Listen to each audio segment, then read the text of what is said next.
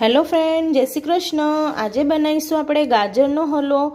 એના માટે અહીંયા આગળ મેં 2 કિલો ગાજર લીધા છે। તેને મેં સરસ ધોઈને આ રીતના ઝીણા છીની લીધા છે। જે ઝીણી છીની આવે એનાથી મેં ઝીણા ઝીણા આ રીતના છીની લીધા છે। બહુ મોટા આપણે નથી છીનવા, આ રીતના આપણે મેં છીની લીધા છે। તમે ચાહો તો મિક્સર ગ્રાઇન્ડરમાં પણ આને આ રીતના દરદરા પીસી શકો છો અને એનાથી પણ બનાવી શકો છો। સરસ બને છે ગાજરનો હલવો।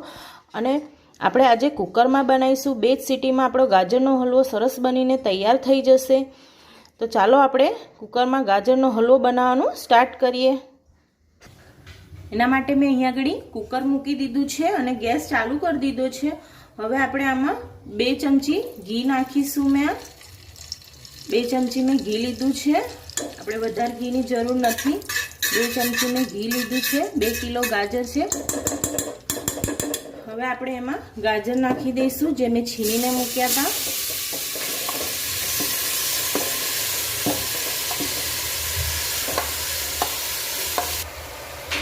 બધા ગાજર નાખી દીધા છે આની અંદર। હવે આપણે આને સરસ મિક્સ કરી લઈશું અને 2 થી 3 મિનિટ સુધી આને આ રીતના સાંતળી લઈશું, જેથી જે એક્સ્ટ્રા પાણી હોય ગાજરનું તે બધું આમાં બળી જાય। આ રીતના આપણે 2 થી 3 મિનિટ સુધી એને મિક્સ કરીને સાંતળી લઈએ। ગાજરનો હલવો નીચે ચોંટે નહીં એ આપણે ધ્યાન રાખવાનું છે।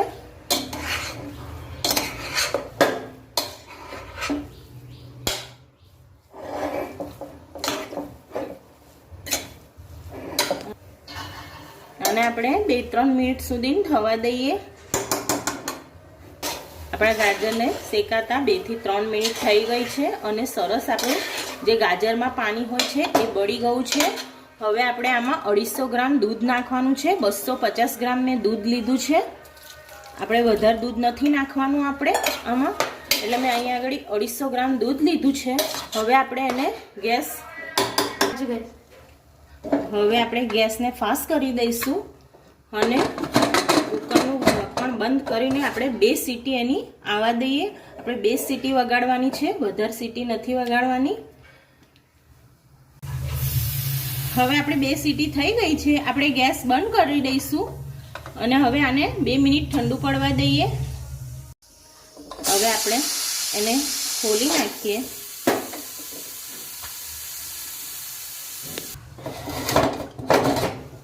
તમે જોઈ શકો છો આપણો ગાજરનો હલવો જે સરસ આપણા ગાજર બફાઈ ગયા છે। હવે આપણે આમાં ખાંડ નાખી દઈશું। મેં ગેસ ચાલુ કરી દીધો છે અને હવે આપણે ઇલાયચી નાખી દઈશું। આ ઇલાયચીને મેં વાટીને લીધી છે અને અહીંયા આગળ મેં બદામ લીધા છે। 50 ગ્રામ બદામ છે। તમને ભાવતા ડ્રાયફ્રૂટ આમાં તમે નાખી શકો છો। મેં એકલી બદામ લીધી છે અને હવે આપણે આને સરસ મિક્સ કરી દઈશું આ રીતના। હવે આપણે ખાંડ નાખી છે તો આપણું તમે જોઈ શકો છો ગાજરનો હલવો આપણો ઢીલો થઈ ગયો છે આ રીતના। તો સરસ આપણે થોડી વાર થવા દઈએ 7 થી 8 મિનિટ। તો આપણે સરસ બધું ગાજરનું પાણી જે અંદર ખાંડનું છૂટ્યું છે તે બધું બળી જશે અને સરસ આપણો ગાજરનો હલવો થઈ જશે। એટલે આપણે એને આ રીતના હલાવીને 7 થી 8 મિનિટ સુધી આ જ રીતના રહેવા દઈશું। આપણે ઢકવાનું નથી। હવે આને આપણે ખુલ્લું જ રહેવા દેવાનું છે।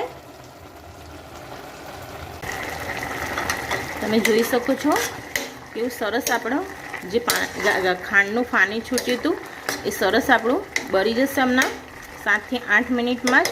આમાં મેં એક મોટી વાટકી ભરીને ખાંડ નાખી છે। તમે વજનમાં ગણો તો 200 ગ્રામ ખાંડ છે। તમે જે પ્રમાણે ગળ્યું ખાતા હોય એ પ્રમાણે તમારે ખાંડ નાખવાની છે। મેં આમાં 200 ગ્રામ ગાજર 2 કિલો ગાજર છે તો મેં 200 ગ્રામ ખાંડ નાખી છે। તમે વધારે ગળ્યું ખાતા હોય તો તમે તમારા ટેસ્ટ મુજબ ખાંડ નાખી શકો છો। તમે જોઈ શકો છો તો ગાજરનો હલવો બનીને સરસ તૈયાર થઈ ગયો છે। આમાં જે પણ ખાંડનું પાણી છૂટ્યું હતું તે બધું ખાંડનું પાણી બળી ગયું છે।